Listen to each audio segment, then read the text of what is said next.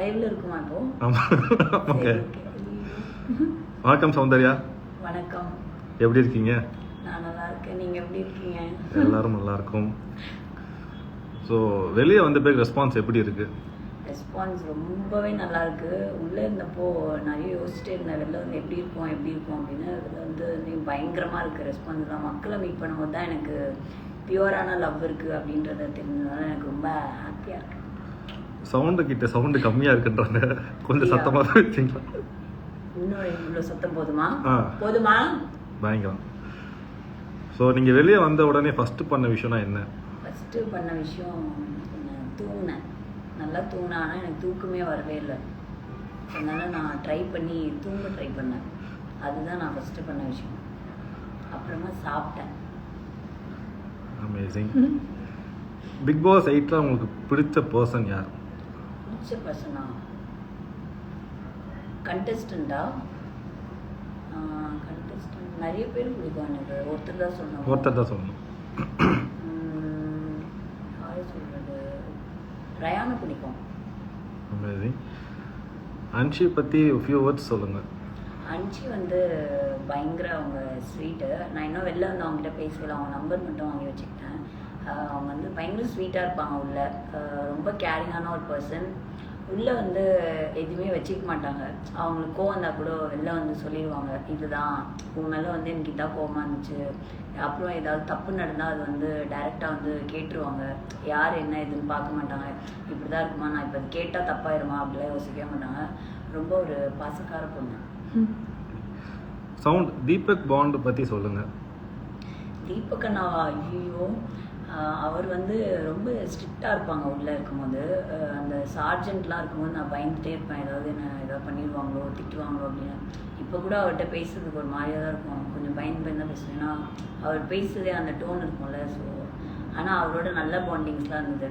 அந்த அந்த அவர் டச் பண்ணி ஒன்று பேசுறதுல அது தவிர எனக்கு எல்லாமே நல்லா பாண்டிங்காக தான் இருந்தது அவர் கூட உள்ளே இருக்கும்போது. ஸோ அவரோட நல்லா தான் இருந்துச்சு. ஸோ மக்கள்கிட்ட so much love from மக்கள்ஸ். Miss you sound, love you sound. Love you. What is the most missing thing in BB? Missing திங்கா? பிக் பாஸ் அவரோட வாய்ஸ். அவரும் மிஸ் பண்ணுவார்னு நினைக்கிறேன். ஆமாம், அவர் தனியாக இருப்பாருன்னு நினைக்கிறேன். இப்போ சோகமாக நாங்களாம் எல்லாமே. ஏன் தங்கமே ஹாப்பியாக இருங்க எப்போவும். ஃபஸ்ட்டு மூவி அப்டேட் எப்போ சொல்ல போகிறீங்க? வெயிட்டிங். ஃபஸ்ட்டு மூவியா? ஐயோ, இன்னும் எதுவும் பேசலைங்க. கண்டிப்பாக நான் எல்லாருக்கும் சீக்கிரமாக அப்டேட் பண்ணுறேன். சவுண்டாக பேசுங்கப்பா. அப்படியா? கேட்கவே இல்லையா? இப்போ கேட்குதா? ஓகே. பிபியோட எக்ஸ்பீரியன்ஸ் பற்றி சொல்லுங்கள். பிபியோட எக்ஸ்பீரியன்ஸ் எதை பற்றி சொல்லணும்? பொதுவாக பிபியோட பிபி உங்களோட ஜேர்னி வந்து ரொம்ப புதுசாக இருந்தது. ஏன்னா ஒரே இடத்துல இருக்கிறது ரொம்ப கஷ்டம். ஏன்னா நான் வீட்டிலே வந்து ஒரே இடத்துல இருக்க மாட்டேன். ஏதாவது ரொம்ப சோகமாக இருந்தேன்னா தான் வீட்டில் ஒரு நாள் ஃபுல்லாக உட்காந்துருப்பேன். ஸோ பிபி ஃபுல்லாக ஒரே இடத்துல இருக்கணும் போது அது ரொம்ப வந்து லைஃப்லேயே பெரிய கஷ்டமான விஷயம். நான் 100 நாள் இருந்ததே எனக்கு ரொம்ப பெரிய விஷயமா இருந்தது. ஏன்னா அவ்வளோ பேர் ஒரே அந்த 24 பீப்புளோட அங்கேயே இருக்கணும், எல்லாமே அவங்களோட வாழணும் போது அது வந்து நீங்கள் நிறைய கற்றுக்கலாம். ஆக்சுவலி அதுவும் நீங்கள் பண்ணலாம், நீங்கள் நிறைய திருத்திக்கலாம். ஏன்னா வெளியில் என்ன நடக்குன்னு தெரியாது, நீங்கள் என்ன பண்ணுறீங்கன்னு உங்களுக்கு தெரியாது, நீங்கள் யாருன்னே சம்டைம்ஸ் தெரியாது, இந்த இடத்துல இப்படி பண்ணுவீங்க. ஸோ எனக்கு தெரிஞ்சு லைஃப்பில் வந்து ஒரு என்ன சொல்லுவாங்க, ஒரு கற்றுக்கிற ஒரு விஷயமா நான் பார்க்குறேன் பிக் பாஸே. நிறைய பேர் வந்து இந்த ஒரு பேர் வேணும், அந்த மாதிரி லைக் இது பண்ணணும் அப்படின்ற மாதிரி வரும்போது நானும் அப்படி தான் வந்தேன். எனக்கு சௌந்தர்யானா யார் அப்படின்னு சொல்லி மக்களுக்கு தெரியும் அப்படின்னு நான் ஆசைப்பட்டேன். ஸோ அப்படி நான் உள்ளே வரும்போது நான் என்னை பற்றி நான் நிறைய தெரிஞ்சுக்கிட்டேன். ஏன்னா நான் ஒரு பாயிண்ட் மேலே யோசிச்சிருந்தேன், மக்களுக்கு என்கிட்ட என்ன பிடிச்சிருந்தது. ஏன்னா நீங்கள் வீக்கெண்ட்லாம் எனக்கு கிளாப் தட்டுவீங்களா, அப்புறம் நம்மளையும் பிடிச்சிருக்கு போலே அப்படின்னு போக போக தான் நான் வந்து ஓகே நம்மளுக்கும் பிடிக்குது போல எல்லாரையும் அப்படின்னு சொல்லி அது வந்து நம்ம தெரிஞ்சுக்கிற மாதிரி. ஏன்னா எனக்கு தெரியாதுல்ல நிறைய பேருக்கு ஏன் எனக்கு பிடிக்கும் அப்படின்னு. ஸோ உங்களை பற்றியே நீங்கள் தெரிஞ்சுக்கலாம் அப்படிதான் நான் நினைக்கிறேன் பிக் பாஸோட எக்ஸ்பீரியன்ஸே. Sound love from USA. Hi, அவ்வளோதான். நான் யூஎஸ்ஏ தான் நான் பேர். அவங்க சரி ஓகே. ஹாய். கண்ட்ரியா? சரி பேரு இல்லையான்னு பார்த்தேன். Okay. So how you felt while you standing in the final stage? ஐயோ, ரொம்ப ரொம்ப பீதியாக இருந்ததுங்க. நல்லா இருந்துச்சு. எனக்கு என்னன்னா ஃபைனலாக அங்கே நிற்கும் போது என்னதுன்னா அப்போ தான் நான் உணர்றேன், நம்மளை இவ்வளோ தூரம் வந்து பீப்புள் வந்து நம்மளை கொண்டு வந்து நிறுத்தியிருக்காங்க அப்படின்னும் போது, ஸோ அவ்வளோ பிடிச்சிருக்கு மக்களுக்கு அப்படின்னும் போது அங்கே தான் எனக்கு வந்து அதை நான் ரியலைஸ் பண்ணுறேன். ஸோ இவ்வளோ தூரம் வந்து நம்மளோட கனவெல்லாம் நிறைவேற்றி மக்கள் மனசில் வந்து ஒரு இடம் பிடிச்சி கஷ்டப்பட்டு நின்றுருக்கணும் போதே எனக்கு அது ரொம்ப அப்போ தான் ப்ரௌடாக இருந்தது. ஜாக் பற்றி சொல்லுங்கள் சவுண்டு. ஐயோ ஜாக்கா, இப்போது உள்ளே இருக்கிறது என்ன சொல்லணும், வெளில வந்து நான் பேசணும், நான் ரயான் ஜாக்லாம் ஃபோனில் பேசணும். ஜாக் வந்து எப்படின்னா ரொம்ப துரு அப்போ வந்து சண்டை போடுவா. ஆனால் நாங்கள் எப்படின்னா நிறைய சண்டை போடுவோம், ஆனால் வந்து சேர்ந்துருவோம். அது என்னன்னு தெரியல, ஜாக் வந்து எனக்கு கோவம் வரும், இல்லை அவள் பண்ணுறதுலாம் பண்ணேன், ஏன் இப்படி பண்ணுறா அவள் அப்படி இப்படின்னு. பட் சில இடத்துல நாங்கள் 2 பேரும் ஜோவியெல்லாம் சிரிச்சு பேசிக்கிட்டு இருப்போம்ல, ஸோ அப்போல்லாம் வந்து எனக்கு அவளை ரொம்ப பிடிக்கும். அவள் கோப்பட மட்டும் எனக்கு அவளை பிடிக்காது, ஆனால் ஜாக் பிடிக்கும். ஸோ அதிகமாக ட்ரெண்ட் ஆனது பார்த்தீங்கன்னா லாஸ்ட்டில் அந்த மணி பாக்ஸ் எடுக்க ஓடும் போது பாதியிலே ஓடிட்டேன்ல ரிட்டர்ன் பண்ணிட்டீங்க, எதனால்?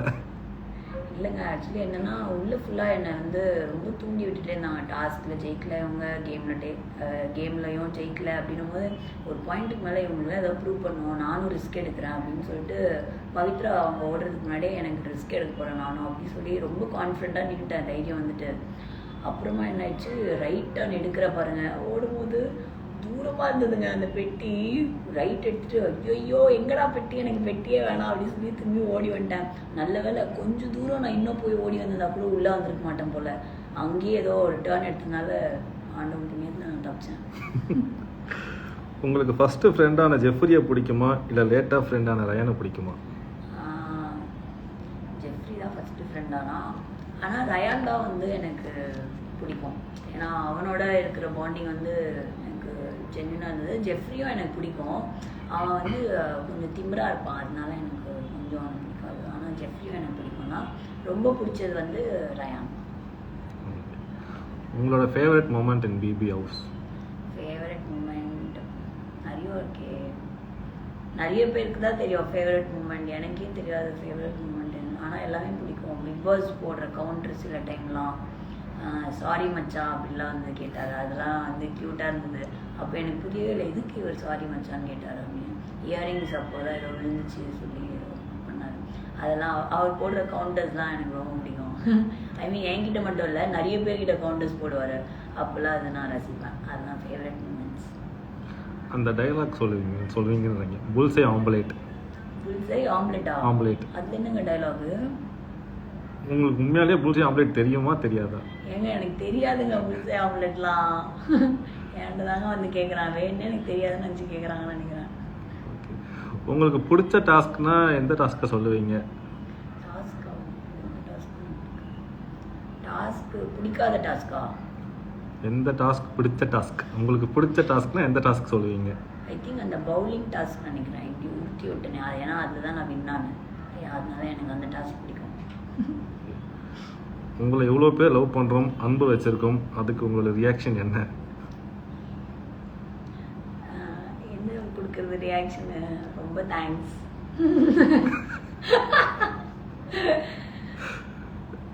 நம்ம விஜய் சேதுபதி சாரோட ஹோஸ்ட் பற்றி என்ன நினைக்கிறீங்க, எப்படி இருந்தது? ஐயோ எனக்கு தெரிஞ்சு எங்கள் கண்டஸ்டன்ஸ் எல்லாருமே அவர் தான் காப்பாற்றினார்னு நினைக்கிறேன். ஆனால் நிறைய வந்து அவர் திட்டுவார், அப்போல்லாம் நாங்கள் வந்து சோகமாயிடுவோம். ஆனால் அவர் கொஞ்சம் சோகமானாலும் அவர் வந்து எங்களை வந்து பூஸ்ட் பண்ணுவார். பயங்கர ஒரு இன்ஸ்பைரிங்கான ஒரு பர்சன். அவர் பேசும்போதெல்லாம் ஒரு வாரம் வருவாரா, அப்போ அடி அவர் மட்டும் வரலன்னு வச்சுக்கோங்க, வாரம் எங்களுக்கு ஒரு மோட்டிவேட்டடாகவே இருக்காது. ஏதாவது ஒன்று வந்து கருத்து மாதிரியே ஒன்று சொல்லுவார், அவருக்கு படம் ரிலேட்டடா இல்லை அவர் வாழ்க்கைக்கு ரிலேட்டடா, அது போடாதீங்க அப்படின்னு கூட சொல்லுவார் நிறைய வாட்டி. ஸோ அதெல்லாம் கேட்கும்போது ஒரு பூஸ்டிங்காக இருக்கும். எனக்கு தெரிஞ்சு நிறைய எங்களுக்கு எனர்ஜி கொடுத்ததே சேது சார் தான். ஸோ அவர் வந்து ஒரு பயங்கரமான, அவர்லாம் இங்கே வச்சுருக்காங்க, அவர் இல்லைன்னா எனக்கு தெரிஞ்சு எப்படி இருந்திருக்கோனே எங்களுக்கு தெரில, உள்ள மைண்ட் லெவலில் அவர் ஒரு மென்டல் பீஸாக இருந்தார் எங்களுக்குலாம்.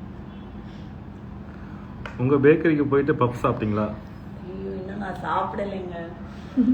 சாப்பிடுவேன், ஏன்னா வந்து உள்ளே இருக்கும்போதெல்லாம் எனக்கு சாப்பிடணும் அப்படின்னு தோணும். வெளில வந்தபோது பசிக்கவே மாட்டேங்குது, தூக்கம் வர மாட்டேங்குது, இதை ஏதோ கொண்டு வராங்க, எனக்கு என்ன இதெல்லாம் சாப்பிடணுமா அப்படின்ற மாதிரி இருக்குது. ஆனால் நான் சாப்பிடும்போது நான் வீடியோ போடுறேன். எப்போ உங்கள் ஃபேன்ஸை நேரில் பார்க்க வர போகிறீங்க, லைக் ஃபேன்ஸ் மீட்லாம் வச்சு? அப்படியா? ஃபேன்ஸ் மீட் வைக்கும்போது கண்டிப்பாக நான் வரேன். ஏன்னா இப்போ எல்லாரும் எங்கேயும் ரோட்டில் அப்படிலாம் நான் பார்க்கும்போது எல்லாருமே வந்து பேசுகிறாங்க. ஸோ அந்த மாதிரி தான் நான் மீட் பண்ணிருக்கேன். ஃபேன்ஸ் மீட்டு அப்படிலாம் நான் இன்னும் எதுவும் அட்டன் பண்ணல. ஸோ கண்டிப்பாக அவங்க எல்லாரையும் மீட் பண்ணுவேன். உங்களோட அடுத்த பிளான் என்ன? அடுத்த பிளானா? வாழ்க்கையிலையா இல்லை இப்போ இங்கேருந்து கிளம்பியா? வாழ்க்கையில் அடுத்த பிளான், அடுத்தது படம் பண்ணணும். அதுதான் இப்போதைக்கு பிளான். மக்களுக்கு என்ன சொல்ல விரும்புகிறீங்க? மக்களுக்கு வந்து கண்டிப்பாக என்னோட நிறைய லவ் அவங்களுக்கு. ஏன்னா என்னை வந்து வாரம் என்னை சேவ் பண்ணி கடைசியில் அது நிறைய விஷயமா போய் நிறைய பேர் வந்து என்னை இப்படின்லாம் சொல்லி என்னை நீங்கள் தான் வந்து எல்லா இடத்துலையும் வந்து எனக்காக நின்றுருக்கீங்க. யார் என்ன சொன்னாலும் பரவாயில்ல. ஏன்னா நான் வீட்டுக்கு வரப்போ என்னோட மெய்டு வந்தாங்க, அக்கா. அவங்க கூட ஏதோ ஸ்டோரிலாம் போட்டாங்களா எனக்காக வாட்ஸ்அப்பில். அவங்களுக்கு கூட மெசேஜ் பண்ணியிருக்காங்களா, நீங்கள் சௌந்தர்யாவோட பிஆரா அப்படின்னு. ஸோ அந்த லெவலுக்கு யார் எனக்கு ஸ்டோரி போட்டு யார் எனக்கு ஜென்யூனாக லவ் கொடுத்தாலும் நீங்கள் அவங்க பிஆரா அப்படின்னு கேட்டு அந்த அளவுக்கு நீங்கள்லாம் பாதிக்கப்பட்டிருக்கீங்க. கடைசியில் அந்த ஓல்ட் டார்கெட்டும் என் மேலே வந்ததுனால உங்களோட மனசு எனக்கு புரியுது. நீங்களாம் என்னால் எவ்வளோ வந்து அனுபவிச்சிருக்கீங்க அப்படின்னு. ஸோ அதுக்காக நான் வந்து மன்னிப்பு நான் கேட்டுக்கிறேன். பட் இருந்தாலும் எனக்கு வந்து நான் நிறைய தேங்க்ஸ் தான் நான் சொல்லுவேன். ஏன்னா என்னை இவ்வளோ தூரம் வந்து என்னோடய கனவெல்லாம் நிறைவேற்றி ஒரு ஸ்டேஜுக்கு நீங்கள் கொண்டு வந்திருக்கீங்க. அதுக்கே நான் வந்து பயங்கர தேங்க்ஸ் சொல்லணும். எனக்கு தெரிஞ்சு இவ்வளோ சொன்னால் கூட பத்தாது. நான் கண்டிப்பாக எல்லோரும் முடிஞ்ச அளவுக்கு நேரில் மீட் பண்ண முடிஞ்சால் மீட் பண்ணுறேன். இல்லைன்னா என்னோடய இன்ஸ்டாகிராமில் வந்து நான் வீடியோ போடுறேன். தேங்க்யூ. Thank you.